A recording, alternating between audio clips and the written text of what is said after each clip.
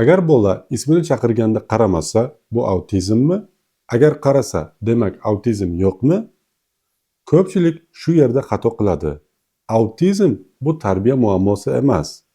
Bu xarakter yoki injiqlik ham emas. Bu miya boshqacha rivojlanadigan holat. Shuning uchun unga autizm spektr buzilishlari deyiladi. Nima uchun spektr? Chunki autizm bitta ko'rinishda bo'lmaydi. Ba'zi bolalar gapira olishmasa, qolganlari gapira oladi, lekin muloqotga kirishi qiyin bo'ladi.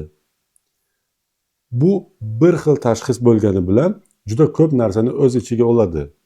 Shifokorlar ikkita asosiy narsaga qarashadi.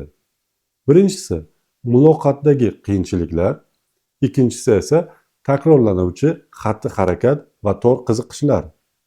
Masalan, soatlab bitta narsani aylantirib o'tirish yoki faqat bir xil yo'ldan borib kelish yoki faqat bitta tor narsalarga, oz narsalarga qiziqish. Bu kutilmagan fakt. Autizmda shubha bo'lsa, birinchi qadam ba'zan autizm testi emas, balkim eshitishni tekshirish, audiometriya bo'lishi mumkin.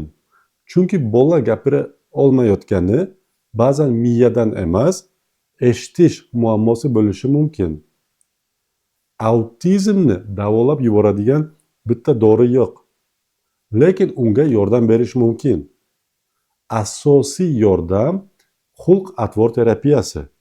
Qanchalik erta boshlansa, natija shunchalik yaxshi bo'ladi. Agar shunaqa qisqa, ilmiy, sodda videolar kerak bo'lsa, like bosing, ulashing va obuna bo'lishni unutmang. Keyingi mavzuyimiz autizmning erta belgilari.